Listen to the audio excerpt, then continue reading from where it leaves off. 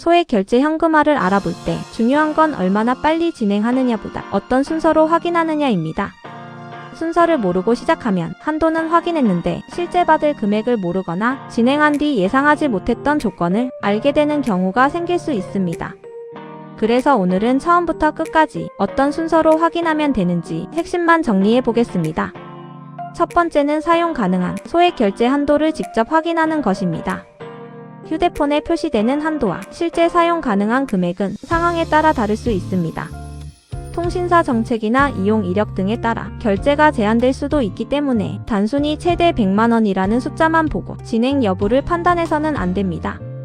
먼저 통신사 앱이나 고객센터 등을 통해 현재 본인에게 설정된 한도와 사용 가능한 금액을 확인해 보세요. 두 번째는 필요한 금액부터 정하는 것입니다.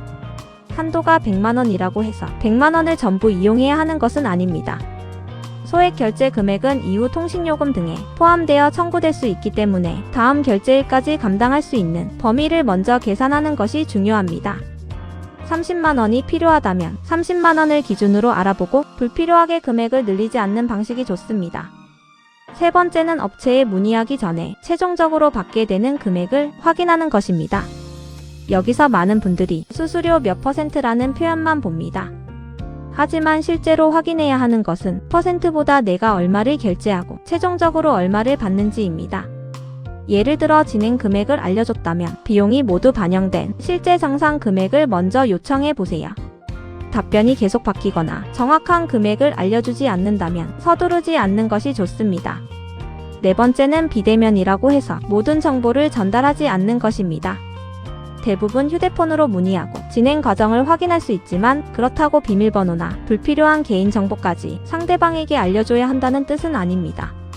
특히 인증번호, 계정 정보처럼 다른 서비스에도 영향을 줄 수 있는 정보는 함부로 전달하지 않는 것이 기본입니다. 본인이 직접 확인하고 인증할 수 있는 부분은 직접 처리하는 편이 안전합니다.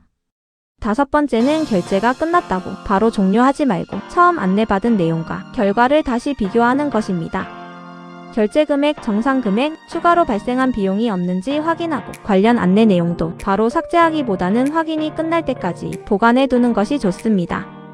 그리고 한 가지 짚고 넘어갈 부분이 있습니다. 소액 결제 현금화가 일반적인 금융권 대출 심사와 동일한 방식은 아니지만 그렇다고 어떤 경우에도 신용이나 금융상 불이익이 전혀 없다고 단정해서는 안 됩니다. 결제 대금을 제때 납부하지 못하면 연체나 서비스 제한 등 별도의 문제가 발생할 수 있으므로 상환 가능한 범위에서 판단해야 합니다. 결국 손해를 줄이는 방법은 복잡하지 않습니다. 한도 확인, 필요한 금액 결정, 실제 정산액 확인, 개인정보 보호, 결과 확인. 이 5가지 순서를 먼저 기억해 두세요. 빠르게 진행하는 것보다 내가 어떤 조건으로 이용하는지 알고 결정하는 것이 훨씬 중요합니다. 소액 결제 현금화를 처음 알아보는 분들이 확인할 수 있도록 진행 순서와 이용 전 체크사항, 신청 관련 안내는 고정 댓글에 따로 정리해 두었습니다. 바로 결정하기보다는 고정 댓글의 내용을 먼저 확인한 뒤 본인 상황에 맞는지 비교해 보시기 바랍니다.